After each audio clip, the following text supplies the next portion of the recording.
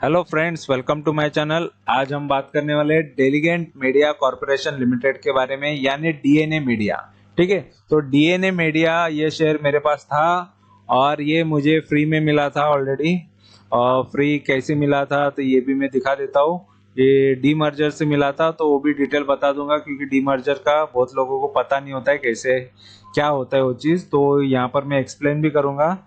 और ये शेयर ने मुझे प्रॉफिट दिया, लॉस दिया, ये सारी चीजें मैं बताने वाला हूँ। ठीक है, तो यहाँ पर अबाउट अस में इसके बारे में थोड़ा इसका वेबसाइट देख लेते हैं। तो वेबसाइट पे इसके बारे में बताया है डीएनए मीडिया ये क्या है, क्या करती है। और ये मीडिया बोलेगे तो ये प्रिंटिंग के अंडर में आती है। मीडिया यानी किसी भी माध्यम होता है कि आपको न्यूज़ या कोई खबर पहुंचानी है, तो उसके लिए एक माध्यम है। तो ये दो कंपनियों का मर्जर था और दो कंपनियां, एक एक्सेल, ये एसएल ग्रुप की अंडर में आती थी। SL group and Bhaskar group की दो कंपनियां एक साथ आई थी। ठीक है, तो उसका ये मर्जर था, फिर वो बाद में अलग हो गए। और एसएल ग्रुप के अंदर जी यानी एसएल ग्रुप है। ठीक है, तो जी के जो भी जी चैनल, जी न्यूज, जी मीडिया, ये सारी चीजें जी का जो भी है वो एसएल ग्रुप के अंडर आता है। और ये एक बार अलग हो गए और वहां से फिर अलग अलग शेयर सबको मिल गए थे। और वो टाइम की बात है, जब मैं यहाँ पर बता देता हूँ, न्यूज पहले बता देता हूँ। तो यहाँ पर आप देख सकते हो कि यहाँ पर जी मीडिया कॉरपोरेशन लिमिटेड जो है, which operate Zee news and Zee business, जो जिसके channel has announce the demerger of its print media, इसका ही print media business into diligent media corporation limited. और इसको ही डीएनए बोलते हैं। जो डीएनए का जो न्यूज़पेपर आता है वो इसी का है। और ये इसके साथ डी मर्जर हुआ, यहाँ पर भी देख सकते हो, Zee media to demerger with print business. तो इसी के बारे में ये न्यूज़ भी है। तो ये शेयर आया हुआ था, नया ही शेयर अचानक से आ गया था। और वो टाइम क्या था वो भी मैं यहाँ पर आपको बता देता हूँ। तो फिलहाल ये मुझे कब मिला था और क्या इसकी हिस्ट्री रही है ये भी मैं दिखा देता हूँ। तो फिलहाल ये शेयर जब मुझे मिला था तब ये लगभग 3.5 के भाव का था। ठीक है, 3.45। तो ये भाव पे मुझे क्रेडिट हुआ था 11 अक्टूबर 2017 में। तो इसकी डिटेल आपको 11 अक्टूबर 2017 से ही नजर आएगी, तो ये भी मैं दिखाऊंगा। तो फिलहाल यहाँ पर थोड़ी डिटेल और भी देख लेते हैं कि ये एनएससी बीएससी पे लिस्टेड है। और आज ये अपर सर्किट दिख रहा है आपको, सर्किट मारा हुआ है। ठीक है, और एज ऑन ये 2 जून का है। एनएससी बीएससी दोनों पे लिस्टेड है। और यहाँ पर इसने जो लो मारा है पूरे साल के अंदर, यानी एक साल का इसका लो है, इसका 1.70। और ये 4.45 तक हाई तक गई थी ये कंपनी, ये इसका शेयर। तो वहां से काफी अभी नीचे फिर से आ गया है। और यहाँ पर इसकी स्ट्रेंथ की बात करेंगे तो 5 स्ट्रेंथ है, 4 वीकनेस है, 2 अपॉर्चुनिटी है और 1 थ्रेट है।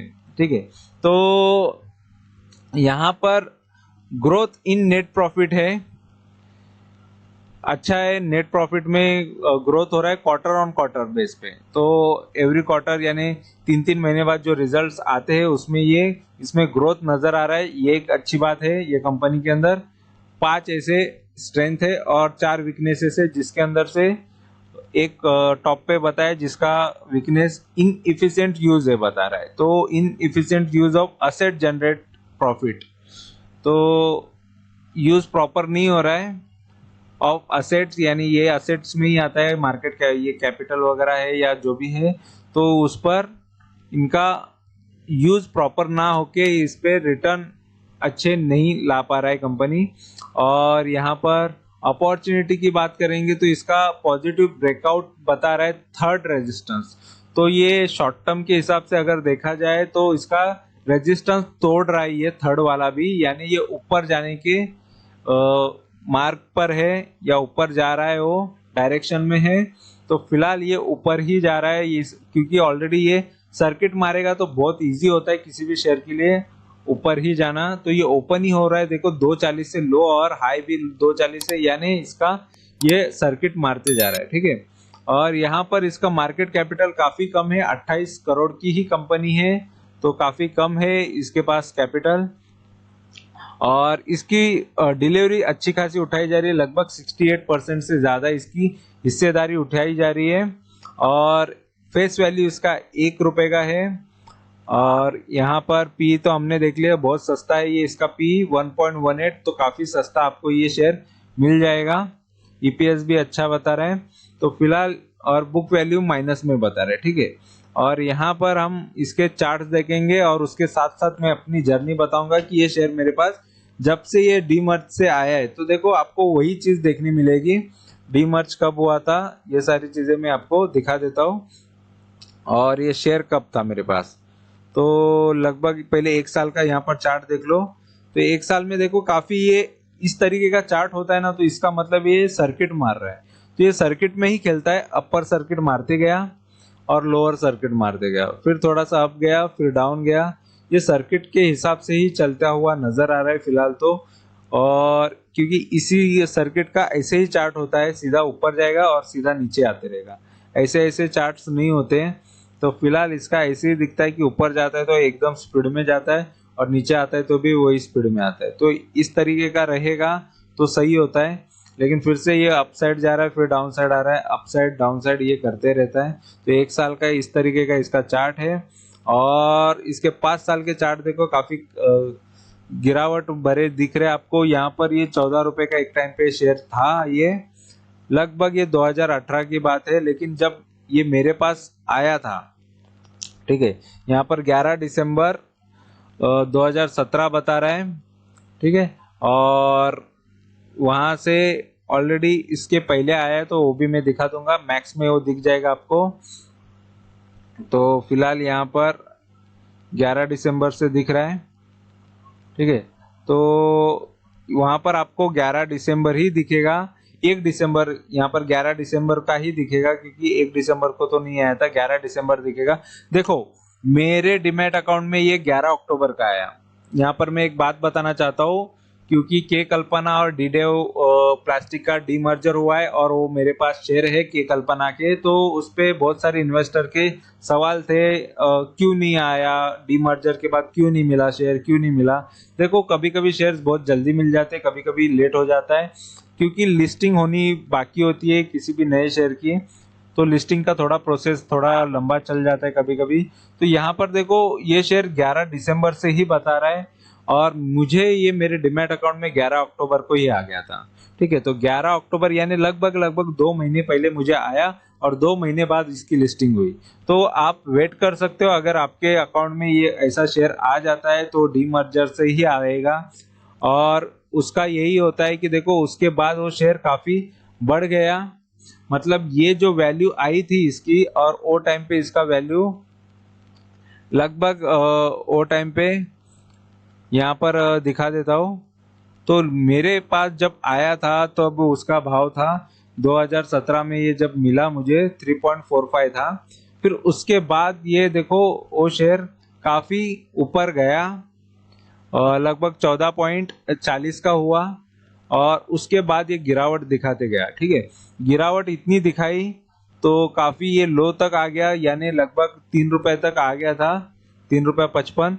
फिर ऊपर गया लगभग 7 रुपए 25 पैसा। फिर इसके बाद पूरा जमीन को टच कर लिया इसने। और यहाँ पर देखो काफी नीचे डाउन साइड आने के बाद इसका 40 रुपए 40 पैसा, 30-40 पैसा का भी भाव यहाँ पर आपको देखने मिल रहा है। और यहाँ पर आप देख सकते हो भाव, ठीक है। तो यहाँ पर 30-40 पैसा है, यहाँ 40 पैसा, आपको 35 पैसा दिख रहा है, तो 30 पैसा 25 पैसा, तो ये में 25-20 पैसा भी है। तो ये है शेयर वो जो मैंने बोला कि पैसे में भी चला गया था, पैसा हो गया था उसका, मतलब एक टाइम पे शेयर का भाव कितना था, और उसके बाद देखो 10-20 पैसा हो जाता है। तो इस तरीके का भी किसी भी शेयर में मूवमेंट आ सकता है, मतलब खराब हो सकता है, बर्बाद हो सकता है वो आपका इन्वेस्टमेंट। और देखो डीएनए सभी पढ़ते, न्यूज़पेपर सभी पढ़ते, मीडिया अच्छा था, सब नाम भी अच्छा है, सबको पता है कि यार ये कंपनी या कंपनी का नाम सुना हुआ है, फेमस है, फिर भी शेयर गिर रहा है। तो इसके पीछे बहुत सारी वजह भी होती है, लेकिन नाम ही काफी नहीं होता है कभी भी कंपनी के ग्रोथ के लिए। कभी कभी कंपनी में गिरावट भी काफी आती है, ठीक है। तो वो जी के साथ भी मैं बताऊंगा, जी का भी शेयर था, इसी वजह से ये मुझे फ्री में मिला है, ठीक है। लेकिन डी मर्जर के बाद फ्री कैसा होता है, अगर दो उसी शेयर का दो टुकड़ा हो जाता है, जी का ही दो टुकड़े हो गए थे और प्राइस भी डिवाइड हो गए थे, ठीक है।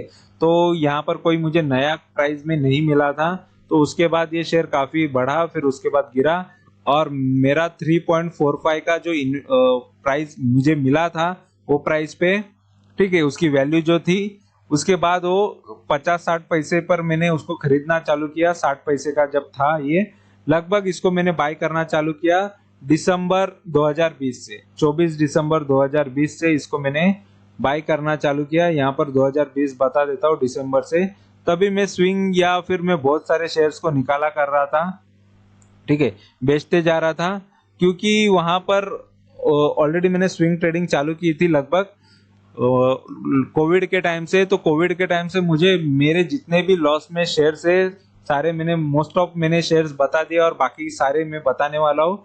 तो जितने भी शेयर्स थे लगभग 90% शेयर मेरे 90% से भी ज्यादा गिर चुके थे। मतलब मैं बता रहा हूँ कि अगर मेरे पास 100 कंपनी के अलग शेयर है, उसमें से 90 शेयर तो गिर गए थे। इस तरीके का मेरे शेयर्स की हालत थी, पोर्टफोलियो की हालत थी, और सभी अच्छे शेयर्स थे। यहाँ पर जो भी आप नाम सुनोगे जितने भी, तो सभी अच्छे थे एक टाइम पे, और सब खराब चलने लगे। तो ये होता है, और किसी को पता नहीं होता है कि आगे क्या होगा। तो इसी वजह से स्ट्रैटेजी चेंज करने का एक बेनिफिट हुआ कि उसकी वजह से जितने भी लॉस कर रहा था जिस कंपनीज में, उसमें से मैं प्रॉफिट लेके ही निकला। देखो, अगर दूसरा कोई होता है यार इतना लॉस हो गया, अब ये आगे बढ़ेगा नहीं बढ़ेगा कोई भरोसा नहीं करता, लेकिन ये कंपनी को मैं खरीदते गया, ठीक है। 60 पैसे के भाव पे खरीदा, 55 पैसे के भाव पे खरीदा, इसको 50 पैसे के भी भाव पे खरीदते गया, ठीक है। कंटिन्यू आगे खरीदते गया मैं 2020 दिसंबर से, ठीक है, दिसंबर के 2020 से मैं खरीदते गया इसको, 70 पैसा तक भी इसको खरीदते गया, और लास्ट मैंने खरीदा इसको 20 अप्रैल 2021 को, ठीक है। 2021 में 20 अप्रैल को लास्ट मेरी खरीदारी हुई। उसके बाद मैंने इसमें यहाँ पर मैंने खरीदा, और उसका लास्ट भाव था लगभग 70 के भाव पे मैंने इसको लास्ट खरीदा। फिर उसके बाद उसका जो प्राइस मेरे को देखने मिला, तो यहाँ पर मैंने उसको निकाल दिया। मुझे प्राइस देखने मिला लगभग ₹4.5 का, यानी 4.45 जो है, और वही हाई पे मैंने इसको निकाल दिया, बेच दिया, ठीक है। यही हाई पे मैंने बेच दिया, मतलब मेरा शेयर था लगभग 3.45 का, और मैंने उसको 4.45 मतलब ₹1 पर शेयर के हिसाब से प्रॉफिट लिया। वो काफी ज्यादा था फिर भी, और यहाँ पर मुझे लगभग प्रॉफिट हुआ। ये भी बता देता हूँ मुझे प्रॉफिट लगभग कितना हुआ। तो ये कंपनी में, ये शेयर में मेरा प्रॉफिट लगभग 463%, यानी काफी ज्यादा मुझे प्रॉफिट हुआ है। ये कंपनी में मल्टी बैगर रिटर्न्स इसने मुझे दिए हैं। 463% का मैंने इसमें प्रॉफिट लिया है, ठीक है। क्योंकि ऑलरेडी जब था उसके बाद मैंने उसको इतना खरीदा, क्योंकि देखो मीडिया के कितने शेयर्स थे, और उसके बाद भी इतना कम पैसा, अगर इतना हो जाता है 50 पैसा या 30 पैसा 20 पैसा, अगर इतना का शेयर हो तो आप बहुत ज्यादा क्वांटिटीज खरीद सकते हो, ठीक है। अगर कोई शेयर ₹14 का रहेगा, ₹15 का रहेगा, तो 1000 शेयर खरीदने के लिए आपको 14-15 हजार लगेगा, ठीक है। लेकिन यहाँ पर पैसा में आ जाए, हो 10 पैसा 20 पैसे का भाव हो जाए, तो 10,000 20,000 भी आप इजीली खरीद सकते हो, क्वांटिटीज ज्यादा खरीद सकते हो। तो मैंने क्वांटिटीज खरीदी, और वो क्वांटिटीज खरीदने का इतना अच्छा बेनिफिट हुआ, क्योंकि एवरेज भी फास्ट हुआ, ठीक है, एवरेज करना भी फास्ट हुआ, और मुझे लगभग इसमें 463% का इसमें प्रॉफिट मिला, जो अच्छा खासा हाईएस्ट प्रॉफिट है, ठीक है। तो इसको फिर मैंने बेचने के बाद, ये शेयर देखो उसके बाद भी गिरते गया, लेकिन मैंने टॉप पे बेच दिया। जो रियलिटी है वो मैं बता रहा हूँ। फिर उसके बाद ये गिरा, फिर उसके बाद ये फिर से थोड़ा अप गया, फिर गिरा, तो ये अप एंड डाउन चलता रहा। लेकिन मैं इसमें से कब निकला, लगभग यहाँ पर डेट है, वो डेट भी मैं एग्जैक्ट बता देता हूँ आपको। तो वो डेट कौन सी है, तो उसी डेट को मैं यहाँ पर ये शेयर में से निकला हूँ। तो लगभग 10 जून 2021 है। तो यहाँ पर ये 10 जून 2021 में मैं इसमें से निकल गया था, ठीक है। तो 10 जून 2021 में जो इसका प्राइस आया था तो वहां पर मैं इसमें से निकल गया था। ठीक है, तो मेन चीज ये है। और वो टाइम पे अच्छा खासा प्रॉफिट भी हो गया और ये शेयर से निकल गया और काफी अच्छा इसमें इन्वेस्टमेंट मेरा हो गया था। देखो, रिस्क मैंने लिया, ज्यादा से ज्यादा क्वांटिटीज खरीदने का रिस्क लिया और इसी वजह से मुझे प्रॉफिट भी जरूर हुआ। ठीक है, यहाँ पर ये चीज होती है और इसी तरीके से प्रॉफिट लिया जाता है मोस्ट ऑफ। यहाँ पर मैंने डेट थोड़ा सा ये बताया क्योंकि मैंने डेन नेटवर्क का बताया, इसमें 25 जून को निकला हूँ, तो यहाँ पर 25 जून को तक ये प्राइस यही था, तो 25 जून को मैं इसमें से निकला हूँ। 25 जून 2021 में इसमें से निकल गया हूँ। ठीक है, 10 जून नहीं था।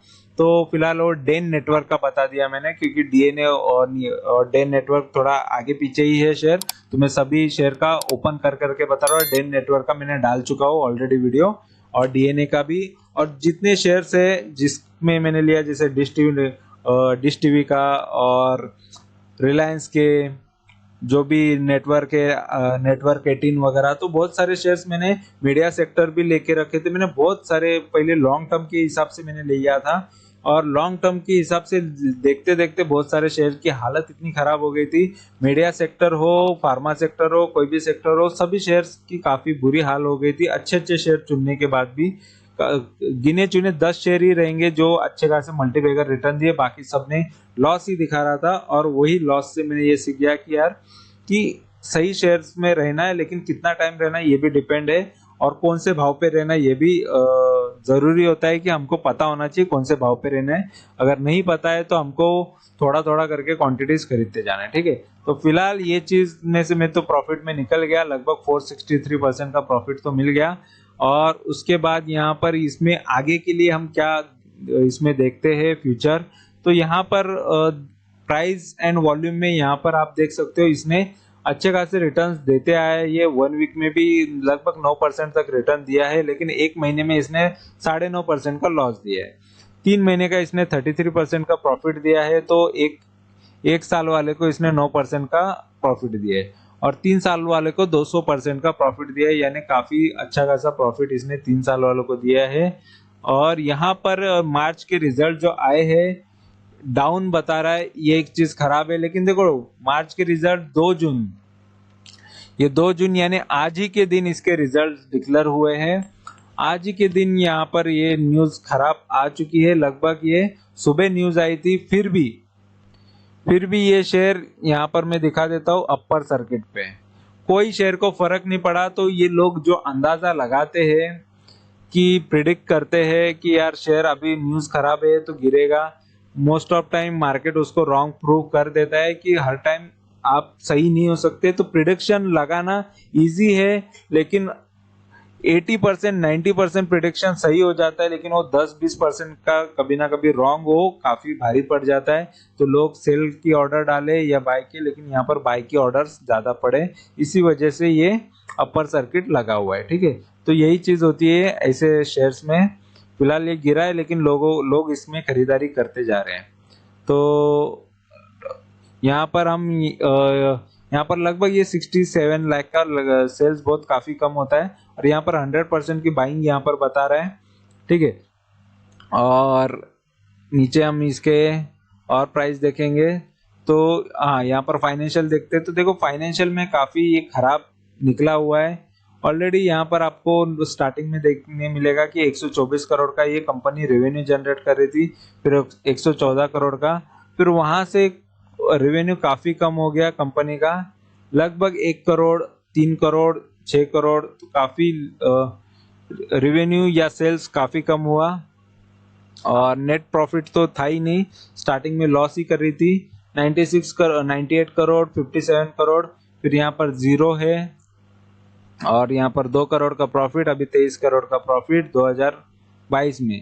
तो फिलहाल कंपनी ने सेल्स कम किया लेकिन प्रॉफिट अच्छा है, तो ये एक चीज पॉजिटिव होने की वजह से शेयर्स बढ़ा है।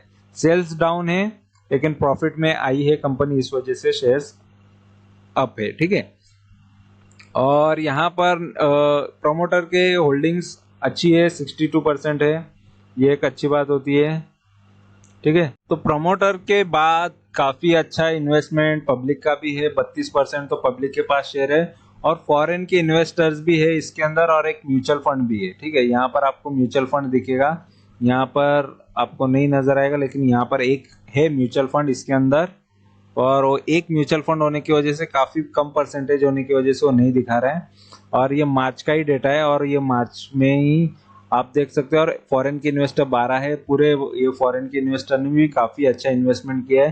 देखो कंपनी के पास कैपिटल कम है, जितना ज्यादा लगा सकते हो कंपनी को खुद ऑन भी कर सकते हो, इतना कम इसका मार्केट कैपिटल है। जितना ज्यादा लगाओगे आपका शेयर होल्डिंग उतना ज्यादा हो जाएगा और आप ऑटोमेटिकली कंपनी को ऑन करना चालू करोगे। फिर भी कंपनी ने प्लेज रखा है शेयर्स, 62% के शेयर होल्डिंग है और उसमें से भी प्लेज रखे हुए गिरवी रखे, तो कंपनी का थोड़ा डेप का कर्जा रहेगा कंपनी पे, तो वही तभी ये चीजें होती है। तो इस वजह से कंपनी फिलहाल नेगेटिव थोड़ा इम्पैक्ट है। फिर भी यहाँ पर करेक्शन के बाद ये काफी फिर से अपसाइड मूवमेंट दिखा रहा है और मोस्ट ऑफ सर्किट लगने वाले शेयर्स खरीदने जल्दी मिलते नहीं है और यही एक मेन प्रॉब्लम होता है। ठीक है, तो ये प्रॉब्लम की वजह से कंपनी फिलहाल अभी दबी हुई नजर आ रही है थोड़ी सी, लेकिन ये रोज के एवरीडे सर्किट मारती जाएगी तो हमको खरीदने भी नहीं मिल सकता और ना ही बेचने के लिए मिल सकता है, क्योंकि बायर्स होते हैं और सेलर होते नहीं है। ठीक है, तो मेन चीज होती है कि हम बाय करने के लिए डालेंगे लेकिन सेल करने के लिए कोई नहीं रहेगा, ऐसा होता है और ऑर्डर ज्यादा कंप्लीट नहीं होते हैं। तो फिलहाल ये शेयर के बारे में मेरा एक ही कहना है कि इस तरीके के शेयर्स आपको लेने चाहिए, लेकिन एक लिमिटेड क्वांटिटीज में लो या फिर एक ऐसा रिस्क लो जैसे कि आपको लग रहा है कि ये शेयर्स में ले लूं और इसमें लॉस भी हो जाए तो मुझे कोई परवाह नहीं है। जैसे कि 10,000 डाल दिया, 5,000 डाल दिया, इस तरीके का इन्वेस्टमेंट कर दो, या 2-3 हजार डाल दिया। उसका फिर आपको देखना है कि फ्यूचर में ये लॉन्ग टर्म अगर मैं रखूं इसको तो ये कितना होता है, तो ये आप पर डिपेंड है। आप जितना रिस्क ले सकते हो उतना रिस्क इसमें आपको लेना चाहिए। जरूरी नहीं है कि आप एकदम से ज्यादा लाखों में पैसा डालो, अगर लाख लाख भी डूब गए तो आपको कोई फर्क नहीं पड़ता, तो आप बिंदास से कर सकते हो। ऑलरेडी ये कंपनी अभी इंडिपेंडेंट हो गई है, अलग से काम कर रही है। फिलहाल फॉरेन के इन्वेस्टर भी इसमें इन्वेस्टेड है, प्रोमोटर के पास भी सबसे ज्यादा शेयर होल्डिंग है और पब्लिक की भी अच्छी होल्डिंग है इसमें। ठीक है, एक म्यूचुअल फंड भी है।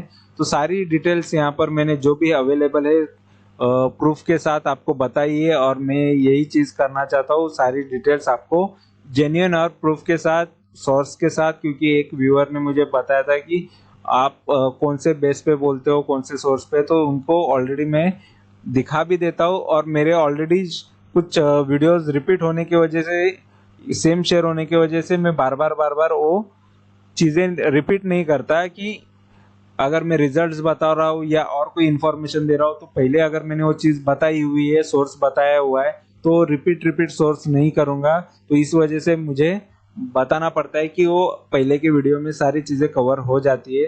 तो फिलहाल ये इसका पहला ही वीडियो है, इसलिए इसके डबल ट्रिपल नहीं बताने, इसलिए मैं इसको स्टार्टिंग से सारी चीजें बता रहा हूँ। और ये मेरे प्रॉफिट बुकिंग और मेरी जर्नी का वीडियो है, इस वजह से ये शेयर मैं बार ये चीजें रिपीट नहीं आने वाली ये शेयर के बारे में, क्योंकि जो मेरे स्टॉक पोर्टफोलियो में पड़े हैं उसके ही रिपीटली वीडियोज आएंगे जब तक वो शेयर बेचा नहीं जाता या उसमें कोई अपडेट आता है कि कोई न्यूज आता है, तो ही वो चीज को मैं फिर से रिपीट लाता हूँ। नहीं तो जो भी शेयर्स नए आते हैं मार्केट में या जो मैं मेरे पोर्टफोलियो में आते हैं और जो मैंने जिसमें प्रॉफिट लिया है, जो मेरे रिकॉर्ड के लिए मुझे रखना है फ्यूचर के लिए, जिससे मेरा वॉच भी रहेगा और मेरे रिकॉर्ड में रहेगा कि एक टाइम पे ये शेयर मेरे पास कितने भाव पे था और मैंने उसमें किस तरीके की जर्नी ली थी, ये मेरा खुद का रिकॉर्ड भी हो गया और आपके लिए कुछ सीखने के लिए भी चीज हो गई। तो इस वजह से दोनों चीजें को करते हुए मैं ये चीजें कर रहा हूँ और बना रहा हूँ वीडियोस आपके लिए, आपके सीखने के लिए और मेरे रिकॉर्ड के लिए। तो आपको इन्फॉर्मेशन मेरी अच्छी लगी है तो जरूर चैनल को सब्सक्राइब करो। सब्सक्राइब करने में बिल्कुल कंजूसी मत करो, कोई तो घाटा होता नहीं है। सब्सक्राइब करके जस्ट आपको इन्फॉर्मेशन लेनी है, आपको इन्वेस्टमेंट करना है नहीं करना है वो आप पर डिपेंड होता है, लेकिन यहाँ पर आपको जस्ट नॉलेज लेना है, सीखना है, फिर उसके बाद आपको इम्प्लीमेंट करके देखना है। ठीक है, और वो भी पूरा रिसर्च करके या खुद के खुद का रिस्क फैक्टर ध्यान में लेते हुए, रिस्क मैनेज करते हुए आपको वो इन्वेस्टमेंट करना है। सारी चीजें देख के सब कॉन्फिडेंस आने के बाद तभी आपको इन्वेस्ट करना है। बाकी इंफॉर्मेशन अच्छी लगी तो जरूर सब्सक्राइब करो, लाइक करो, शेयर करो दोस्तों के साथ। Thank you very much for watching my video. Thank you, bye bye.